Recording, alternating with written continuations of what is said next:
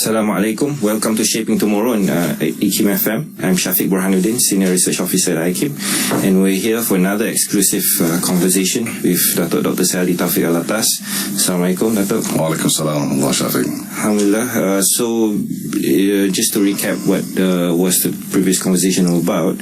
So basically, Datuk, in your previous session, you gave a commanding view of our recent history, of the Muslims' recent history, which includes the external aspects, that is the role of the Zionist movement and Western superpowers in what was, I suppose, the disintegration of the Muslim world in the 20th century.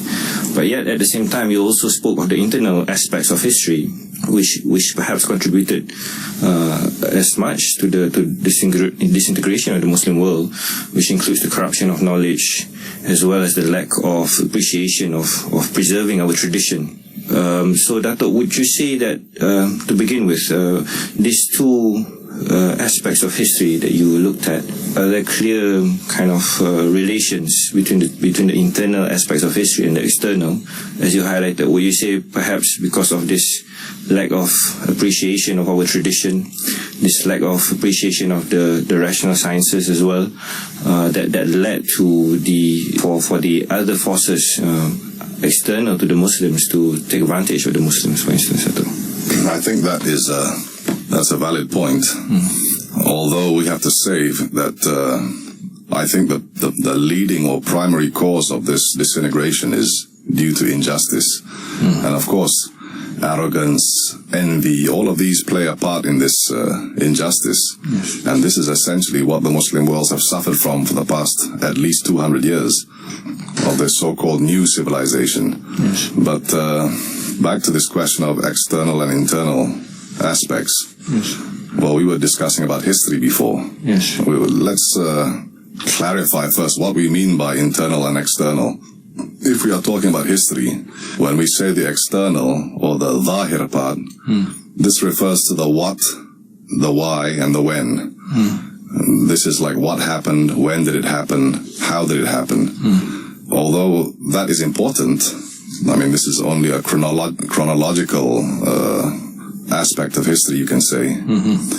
But the more important aspect, the internal aspect or the batin aspect, this refers to the why something happened the way it happened in history. Yes. And I think that one is actually important for the Muslims to understand. I mean, knowing dates, knowing places, knowing times, and knowing who, that will give you a general overview of history. But the why aspect is what will give you the underlying notion of why something happened the way it did. Yes. That's why I was mentioning before that taking the US as an example, when the current president of the United States came to power, while he was campaigning, he was referring to the Muslims and how much trouble there is in the Middle East, and apparently this was causing some kind of issues in terms of the national security of the United States, although it fails me to see how. But he was asking the questions. We've got to discover why these folks, he was referring to the Muslims, why these folks dislike us, the US. Yes. It was at that time that someone from the Muslim world, preferably from the OIC or a representative, should have told him why the Muslims in the Middle East did not have warm feelings towards the United States because of what they were doing, their foreign policy ideas and their so-called reliance on a national security when it was really economic. Right. It was really exploitative in nature. I mean, everybody knows this, but no one seems to want to say this. Yes. And this is the problem. And therefore, that was our opportunity to speak and to tell why. But none of us did. And it wasn't just that incident. We don't have to just refer to the recent past in the Middle East. We can go back to 100 years. We could go back to 170 years. We go back 200 years ago and on. And we can tell what happened and why. Why does this happen like this? And why the Muslims have such animosity for what they are doing in their own countries. In the North African countries, for instance, the French and the Italians and the British, they did a lot of damage, a lot of harm. Yes. Particularly what the French did. Right. At least on the one hand, you can say the British, at least they didn't destroy the language of the Muslims that they had colonized. But the French, on the other hand, that's the first thing they did, was to destroy the language. Right. And in doing so, what you are doing is you are trying to change the thinking capacity of a people, because thought and language are reflexive. In other words, whatever you say is reflecting your thoughts. Yes. And again, how you think is reflected by what you say, what language you use.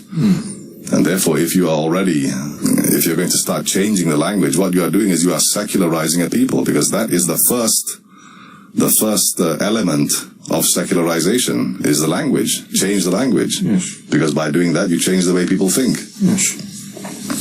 You also, interestingly, you've mentioned in your writings and in many of your speeches that I think this particular dimension of this relation between language and reason and this pursuit of science is, I suppose, is not being given due attention to, because now there's a great deal of talk about the lack of interest in science by our students in schools and universities. Yeah.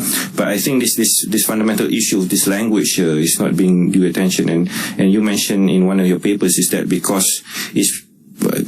perhaps because of this destruction of our language, that is the result of why we are no longer able to really progress in the sciences. It's precisely that, actually. Right. But again, we have to define what we mean by the sciences. Today, if you ask science, it's not the same thing as ilm. But a lot of people confuse ilm to mean science, and science to mean ilm. It's a reflexive thing. But that's not really the case. Today, when we're talking about science, what we mean is the phenomenological science, the pure science, the rational sciences, the physical sciences. We don't mean the metaphysical sciences as well. Right. When we speak now, because we are using the curriculum of Western tradition, one where the metaphysical aspect does not have any connection to the physical aspect of science. And therefore, for them, science is limited and rooted only in the phenomenological, which is fine. There's nothing wrong with that. Okay. I think that we should still pursue the phenomenological. We should still learn about that. After all, as a Muslim and as a believer, we know that all these things given to us in physical, what they call nature, is actually the signs of Allah, the greatness of Allah, the creative activity of Allah. Yes. And therefore we should endeavor to discover these things in order that we discover and we get closer to Allah. Yes. Once again, though, if we just do that and discard the metaphysical, I think that's a big mistake, and that is exactly what specifically Malaysia. In general, the Arab world also, but specifically, you're talking about Malaysia now. This is what has happened here. We have separated between the metaphysical or the meta sciences with the physical sciences, and this is a big mistake because it affects the culture, the tradition, and eventually it'll affect the religion of the Malays as well. Right. And this is a big problem. It's as if the Malays don't have a tradition, don't have a culture, and they're continually harping on the when I say they, I mean the government, harping on the idea of whether to teach science and math in English or in Malay. And it's gone back and forth for decades. Yes. But it's a circular argument, in my opinion. because you are studying the sciences, in particular the phenomenological sciences, the Western sciences. You should study it in the language in which it is propagated, which is English. Yes. You don't have the Malay equivalent of a lot of these technical scientific terms in the Western sciences, although you have them in the Arabic language, right? But so it's kind of a misjudgment to say let's teach science and mathematics in Malay, because Malay does not have the language, the technical language, to teach these subjects, and therefore it becomes a problem. And as a result, the students don't want to learn because, as I said, the language is reflexive of thought. So if you now come and you try to insert these new terminologies, which are essentially English, yes. Now that's what you are doing. You are Malayanizing the English. You're just adding a few things at the end or adding a few things at the beginning, but it's essentially an English term. And suddenly it becomes part of the Malay nomenclature. That's a bit nonsensical. The Malay language is a scientific language. And because it's a scientific language, it does not have, or it does not contain ambiguity. Of course, that's not true of English. English is not classified as a scientific language per se, but rather it is more of one of the Romance languages. And therefore, because, I mean, the way it is described, the Romance languages, it betrays the fact that what you are actually directing your attention to is the feelings. Yes. The heart. Yes. Whereas if you say it's a scientific language, you are more directing your attention or your focus on thought. On the in other words, the brain, faculty of intellect. So in that sense, if you now change the Malay language from a scientific language to a Romance language, what you are basically doing is you are taking something which is scientific and you are making it ambiguous. You are taking something which is precise and turning it into ambiguity. We can give one of the examples like feedback, right? Now they'll say feedback. What is this feedback? It means nothing actually. Feedback. But if you ask, is there a Malay equivalent of this feedback? Of course there is. It's maklum balas, isn't it? In other words, you are informed and then you answer that. Maklum balas. You are informed and you answer. That's what it is. There's already a term in the Malay language. Why do you have to switch to something else? Why do you have to pretend as if you are becoming more advanced, more sophisticated? You are not actually. And once again, from the last time we spoke, the fault of this is the politicians. These are the ones who are introducing political language to the nomenclature of the tradition of the Malays, of the tradition of the language of the Malays. And as a result, what will happen is you are creating a new generation of Malays, which is what I refer to as the Melayu Baru. And these people, the Melayu Baru, they don't really have knowledge of their own language, their own culture, their own tradition, their own civilization, precisely because their language has been altered. And therefore, their thinking also has been altered. So when it comes to thinking in a correct, rational, proper way, you suddenly find that there's something askew. I mean, this country is famous for the red herring. Okay. You know? Okay. We are famous for that. And it's because of this. What do you think about the efforts of several other Muslim countries? For instance, we see that the case of Iran, for instance. I mean, it was reported in the Israeli news that one of the intelligence officers stated that the fact that Iran is pursuing greatly and investing a lot of money in R&D in terms of and as well as in the sciences in universities, that they fear that Iran will surpass them in the technological advancements as well. So this is perhaps why in the geopolitical arena today we see there's a great worry by the Western powers on Iran. Will you comment on this? For instance, would you say Iran is doing something right with regards to the sciences? Absolutely. I think Iran is doing the right thing, actually.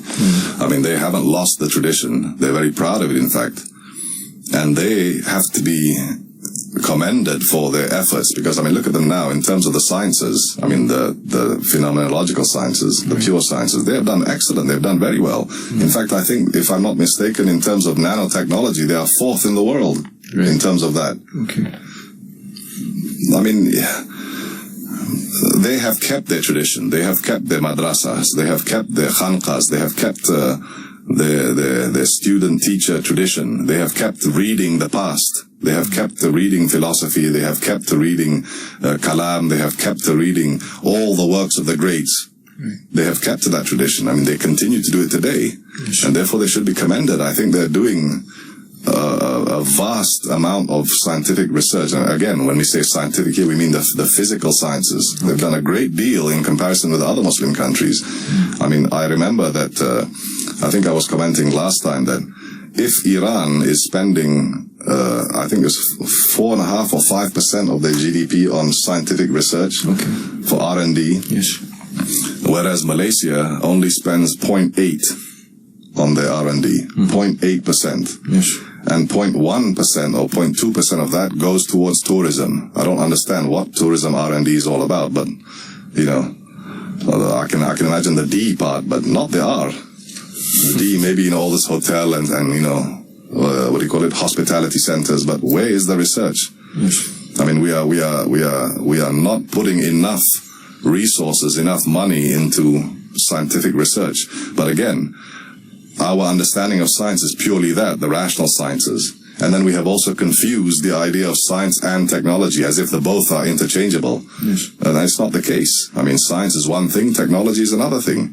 I mean, as a Muslim, we understand science, as we said earlier, to mean something greater and more universal than what simply the physical sciences contain. And technology is something apart from that. And in this sense, technology depends on the sciences in order for it to also develop. Yes. And not the other way around. How do you see that? You mentioned earlier how Iran is doing well in terms of cultivating even the religious sciences, the theological discussions and so on. How do you see this being emulated here? Because of course taking into account we are a multicultural nation. Do you see the humanities program as something we ought to pay more attention to complement our scientific pursuits? Yeah, of course. I mean, I've said this many times before that we should not ignore the humanities. In fact, we are using these terms humanities now because we are making the distinction in the Western sense. We've got the Western idea of the sciences, the Western idea of the humanities. But in reality, if we look at it properly, in the Western sense, you say language is part of the humanities.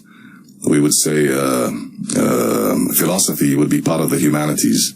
But in the Muslim sense, if we speak about the sciences as being the definition of truth, language is part of science, history is part of science, and the history part, this batin part, is part of science, and philosophy is also part of science. Because, I mean, look at any of the books of the masters of the past who wrote books like this. There would typically be three parts in the book. Either it would begin with mathematics or logic or engineering or music. That would be the first part. Then we would have the middle part, which would be the physical sciences. And then we would have the last part, which would be the metaphysical sciences. And this would be the entire scope of their philosophy. Why start with logic or mathematics or engineering or music? It's because these things are, these sciences for themselves, they are trying to train the mind how to think. Yes. And obviously how to think correctly. And therefore logic is very important. And mathematics, because it is a symbolic form of logic, is also very important. And music, because it has a certain meter, a certain rhythm, a certain note, it is also very important because it's all logical. It can't be haphazard. Otherwise it's just noise. Yes. Right? Or you have engineering, the same thing. And then you move on to the phenomenological sciences or the pure sciences. Yes. I mean, it goes from there. In other words, from your logic, you move to the natural science or the pure sciences. And from there, using your logic, you can reasonably make definitions, make theories, make inferences, make laws about the sciences, the nature of the science, I mean, the natural sciences. And then from there, you move to the metaphysical sciences, because as far as we are concerned, as far as the Muslim is concerned, one of the names of the Creator is Al-Alim, isn't it? And because Al-Alim has the same root as Ilm, which is Ain, Lam, Mim, therefore we start from, obviously this all has to do in relation to the human being, right? Because the human being is the one that is given the capacity for attaining this Ilm. But this Ilm has to be about what? And then we say, well, this ilm has to do with the alam, which is the universe, right? Yes. And this alam has to have a creator. And therefore the creator is al-alim. Therefore it moves to the metaphysical realm, where we want to discover also about the creator, the nature, his creative activity, and all kinds of other stuff, right? We are not denying that. In fact, we embrace this kind of thing. But if nowadays you are reducing and limiting science only to nature and that's it, and then consider philosophy part of the humanities, language part of the humanities, music part of the humanities, and not part of a science, what's going to happen is that, especially in a country like Malaysia, where there is a preponderance of what do you call it? Of favor towards the pure sciences. And therefore, what's going to happen is that you're going to ignore language, you're going to ignore history, you're going to ignore philosophy, and you're going to create a tradition which is devoid of ethics, which is devoid of justice, which is devoid of adab. And as a result, you'll have the loss of adab. And I know my father has been talking about the loss of adab in the Muslim world for the past 55 to 60 years. Yes. And it's true. Now we can see it already. We have produced a society that has no idea about its tradition. We have produced a society which has become less bar-adab in the etiquette sense. Right. But then we also have the society which is less bar-adab in terms of the literary sense as well, in terms of the scientific sense as well, not just in terms of behavior. I mean, I know a lot of the Malays nowadays adab, and they connect it with sopan, adab sopan. And then what we mean is manners. But adab has a much broader meaning than that. We can't just reduce it just to manners alone. There is also etiquette, there's also justice, there's also a tradition of learning, there's also the writings of the masters, and all these things we should not ignore. In this regard, where would you see the role of think tanks such as IKIM, for instance? Because we're living in a time where we see about this, according to statistics, there's about 5,000 think tanks in the world. In the West, in particular in the United States of America alone, there's almost 2,000 think tanks. So I suppose they are playing a great deal of influence in terms of shaping the Muslim world's, the Muslims' thinking as well today. You know, some perhaps similar to what the Orientalists started off in the beginning. So where do you see the role of think tanks? Perhaps that. You know, I think that these think tanks, it depends on what exactly are they doing. I mean, if you're saying in America there's 2,000 think tanks, out of the 5,000 global think tanks, there's 2,000 in America alone. But it's not just a number. We also have to see what are these think tanks doing? How much funding do they get? How relevant are they to the milieu of the United States, I suppose? And I mean, a lot of the think tanks in America are playing a very relevant role. They're doing a lot of research, and they have a lot of money, they have a lot of budget, and they spend money on true research, and they don't expect that they're going to get that money back again as a result of their research. They don't think that. I mean, they know that research costs money, and you might not get the result that is desired. In fact, only 10% of the money that you spend on research might be recouped. But that's also is not certain. But when it comes to this country, for instance, well, I mean, speaking from experience, you have to have some kind of courage to stand up for what is right. I mean, we are not simply out to criticize the government of the day. That's not what we do. I mean, people asked me before, can you say something positive? Okay, I can say something positive. We can say that, yes, the government of Malaysia, the present government of Malaysia as well, they have prepared an excellent infrastructure. But the content of that infrastructure is a problem. So therefore, the praise on the one hand is, yes, you've done a great job on putting the infrastructure together. Like, for instance, in universities, schools, etc., etc. We have a lot of those. Yes. We have in fact, a surplus of universities and think tanks and all this kind of stuff. Right.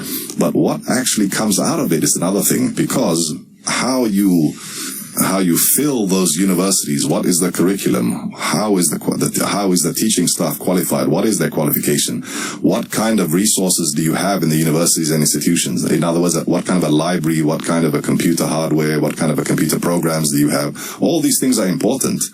If you just put your attention to the technological aspect of it and say, okay, we want universities, which is what they did. They cut all the budget from the universities and said, look, we want you to go and find your own money and come up with something which is marketable. That is a big injustice. You know, you're not going to nurture a so-called caring society or a society which is not extreme if you completely ignore, like we said, language, history, philosophy, adab. If you ignore all this, you're not going to come up with a society which is caring. On the contrary, you're going to come up with a society which is extreme. Why extreme? Because the technology that you emphasize today is going to cause a problem in the future. for the future Muslim. They'll start asking, is this kosher? Is this allowed by the Sharia? And then go and ask the unqualified people to come and give their edicts. And because they are unqualified, they come up with something else which is going to cause more waswas. And then people are going to get extreme on one hand, people are going to get extreme on the other hand. Both are going to start having a problem. And this is exactly what's happened today. The unqualified are sitting in places where they shouldn't be sitting. If you ask, what has been done in terms of research on Islamic banking, they don't want to know, because they are using the Maududi formula for the idea of Islamic banking, this idea of riba, the Maududi formula. Nothing else matters as far as that's concerned. We don't want to look anymore at the Fadl Rahman answer to Maududi. We don't want to look at the Hassan, I don't know, what do you call it? Ahmad al-Nagar ideas. You don't want to look at what the Iranian scholars or the Persian scholars have actually written about this. We don't care about all that. All we care about now is that we've established the Maududi-esque version of what Islamic banking is, the prohibition of riba, which again has not been completely understood or properly explained. And as a result, you have banks now operating on the conventional system, but they've changed the label to Islamic to convince the multitude of ignoramuses. And we don't use this in an insulting term. What we mean is the multitude of the population are generally ignorant. And they're going to be swayed by the fact that, oh, you have an Islamic system now. We're going to malabo with you. Right? But in actual fact, how Islamic is it? We have a Sharia board. That's what makes it Islamic. But the Sharia board has no idea about conventional system. Neither do they have much of an idea of the Islamic system, because there's nothing much written about Islamic banking. You can probably perhaps source 50 books in the whole world written on Islamic banking. And yet there are thousands of books on the conventional system, but we are not aware of this because we are not knowledgeable on the conventional system. And we have this Ustad so-and-so or some, Dr. so-and-so who's supposedly very, very well versed on the Sharia or on the law or on whatever it is, and we have Sharia compliance. Is it really? If you don't understand the conventional system, neither are you that well versed in the Islamic system. What happens is the bank will come and tell you, the Sharia compliant manager or the Sharia compliant Ustad, this is what we are doing. This is how it is compliant with the Sharia. Betul tak? The fellow, yeah, betul. Sign off on it. It's not, we're not exaggerating. That is actually what happens. Because it's precisely because we don't learn. We don't have the facilities. We have taken our attention and put it somewhere else. Dato', earlier you mentioned several names in the contemporary Muslim scholarship, likes of Maududi and Fazlur Rahman, and perhaps I think even today there's still a great deal of debates on by those who are interested to look for solutions in the Islamic tradition, but they're not sure of who's who. You see, I think you wrote something about this, about the Islamic resurgence and the fact that it wasn't really Islamic resurgence when since the Iranian Revolution, and there's a great deal of scholarship coming out from then. How would you situate the discourse since the Islamic, so-called Islamic resurgence, the Islamic movements in the 70s and so on that led to many initiatives? Yeah, I don't think it's a resurgence as such. I mean, the Islamic or the Muslim tradition has continued, albeit in a much lesser fashion, but it hasn't completely ceased. I mean, there are still serious, proper, knowledgeable scholars who are actually doing work. But let's go back to the beginning. If you look at how the Muslim sciences spread so quickly, it was primarily because of the translation movement, and this is in the 8th century. 8th century AD. This is even before then, maybe 7th century perhaps, when all the Ibn Bakhtishu and the other translators, famous translators, started translating the works of the Greeks, for instance, right? They started elaborating on kalam. They started elaborating on theology. These kind of things are not easy subjects. But I mean, there was a translation movement. They did translate works into Arabic language, and in translating it, they translated it according to the understanding of their own tradition, which was Islam. And therefore, it is not a carbon copy of the earlier traditions. Rather, it is a translation which has already been colored by your own understanding, your own tradition. And in doing so, the Muslims corrected a lot of the misperceptions or a lot of the problems that occurred before that. And they also added and augmented their own ideas, their own thoughts. So they weren't merely, repositors like the Western countries like for you to believe. Right. We are not. We are actually originators. We are original. We have original ideas, original thought. And therefore, this translation movement is extremely significant in the rise of the spread of the Muslim sciences because of that. Yes. But today, in today's world, how much are we actually emphasizing on translating works of other civilizations, other cultures? I mean, I don't think we are doing much. I think there was one of the Western Orientalists, what is his name now? Bernard Lewis, I think. Yes. I think Bernard Lewis wrote a paper. I don't think it was a book. I think it was a paper he wrote once before to show how much translations were being done in comparison to the Muslim world by the West. Right. And he just used one example. He said Spain translates 300,000 works into Spanish and other languages every year. Yes. But then he said, juxtaposed to that, the entire Muslim world, the entire Muslim countries, they have only succeeded in doing 100,000 translations a year into other languages. Yes. If Spain does 300,000, and this report was more than 10 years ago, yes, so it's probably different now. Yes. But the significance of this report was that look how deficit we are in terms of our knowledge. Yes. If we just translate 100,000 works, I mean, are we so arrogant that we can't translate and learn from other cultures, other traditions? Why should we be that arrogant? The Muslims of the past were not like that. Right. They acknowledged the Greeks. They acknowledged who they took the works from. They were very appreciative. They were very praiseworthy for these people. I mean, look how Aristotle was considered by the Muslims. Look how people like Plato was considered by the Muslims. Socrates. They were held in high esteem. But today the mere notion of translating someone else's work who's not a Muslim is like anathema. And that's very bad. That is not the way Islam is actually supposed to teach you. You're not supposed to be so arrogant that you can't learn from someone else. Yes. Isn't it? It's interesting how you mentioned how our great luminaries of the past shows a great deal of respect for ancient Greek philosophers, and I suppose, but I think within religious, so-called religious circles today, some kind of suspicion of scholars dealing with the philosopher, the hukama, the philosopher, and some they tend to believe that Al-Ghazali's stand on the Greek philosophers was conclusive. Therefore, we ought to be more careful with those sources. So I think as a result, this benefiting or showing esteem to the likes of Ibn Sina and so on is greatly. No, I think that again is a corruption of opinion, really. Because I think Al-Ghazali was not saying that we should not respect him at all. No. Al-Ghazali's attack in the Tahafut, I mean, if you properly read the Tahafut, you will understand that Al-Ghazali was attacking certain things in Ibn Sina's thought. Yes. One of which was the transmigration of souls. Yes. Right? Yes.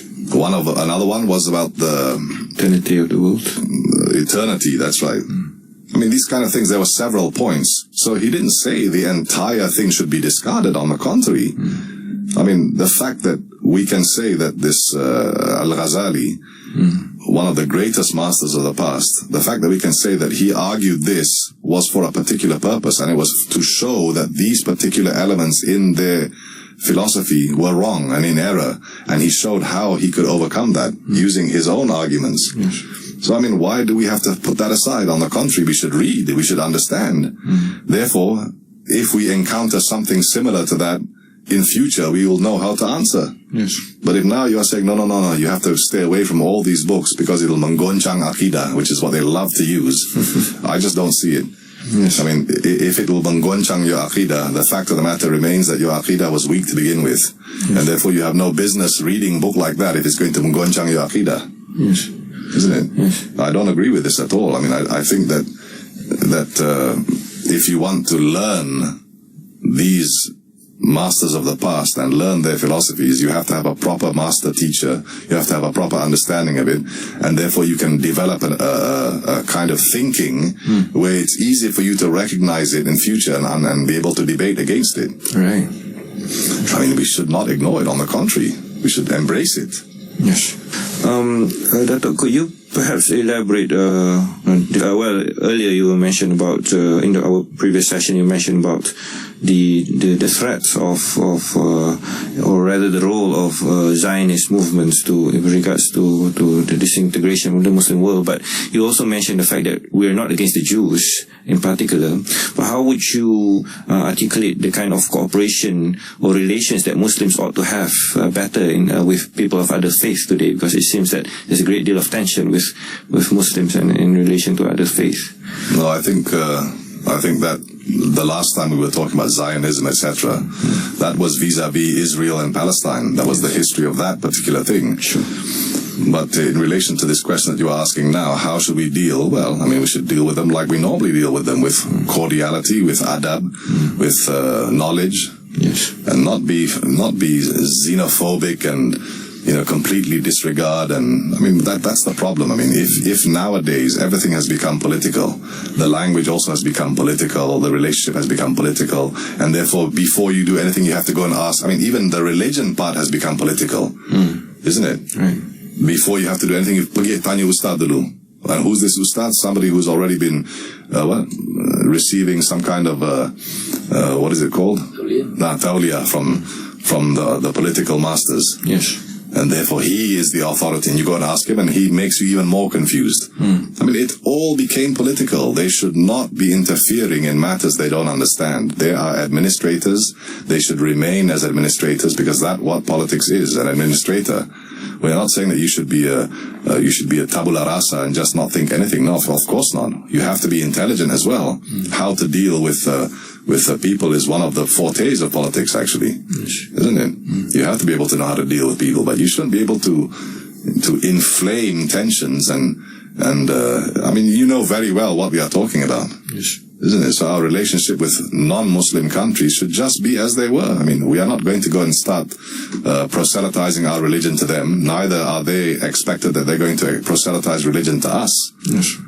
But we shouldn't be afraid. And one other thing that I think we should mention here as well. Yes. When you don't realize that you are the representative of the Prophet, when you stand up there on the pulpit and you start giving the khutbah, the khatib there is the representative of the Prophet. Yes. Prophet, whenever he gave khutbah, he never condemned, he never maligned, he never infuriated, he never did any of that. Yes.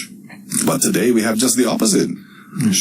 There are much more things that you should be writing fatwas about, like, for instance, is Islamic banking that we are practicing today, is it proper or not? Is it really Islamic or not? Now, write your judgment on that. Write your fatwas. Why are they not writing fatwas on corruption of knowledge? Not simply the corruption. Even then, I don't know whether they've written a fatwa about corruption. Right. I mean, monetary corruption. Okay. Raswa. Is there one? I'm not aware. But what about the corruption of knowledge? That is a bigger problem, and it's a bigger sin, actually. Right.